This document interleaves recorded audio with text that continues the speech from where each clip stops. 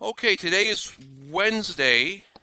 I think the 17th today. I think yesterday I thought it was 17th, but today is the 17th.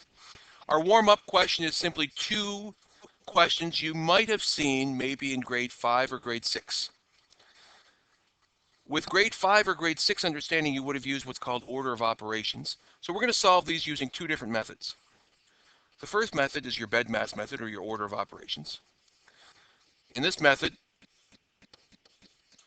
I'm going to do my brackets first. I'm going to get 4 plus 5 is 7, or 9, excuse me, and 3 times 9 is 27. So there shouldn't be a person in a grade 9 math class that can't do that, right? If you can't, you're in trouble. I'm not going to lie to you. But hopefully everybody in this class can do that. The other method is by using what we learned this year as being distributive property. Distributive property.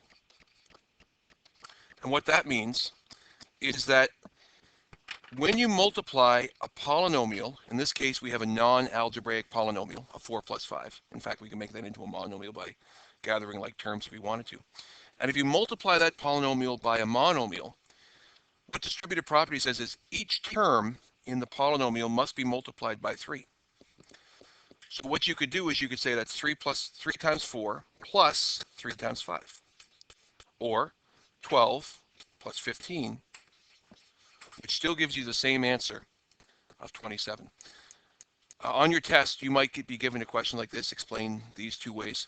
At a very basic level, I want to make sure you understand what distributive property is. Regardless if you can do it algebraically, I'd like you to be able to do it numerically with just standard non-algebraic terms. In your second question, you have a division. It says 8 plus 9 divided by 10. So on a BEDMAS level, you would add the numerators first. 17 divided by 10, remember when you divide by 10, you simply move your decimal one place over, and you would end up with the answer of 1.7. With distributive property, again, we have a binomial divided by a monomial. Distributive property says when you have a polynomial divided by a monomial, each term in your polynomial must be divided by the monomial. So 8 must be divided by 10, and 9 must be divided by 10. You're going to add those together.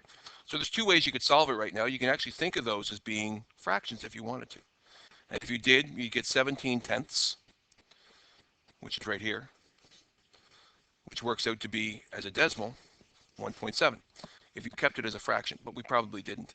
8 tenths, or 8 divided by 10, is 0.8. 9 divided by 10, or 9 tenths, is 0.9. When you add those together, you still get the answer of 1.7.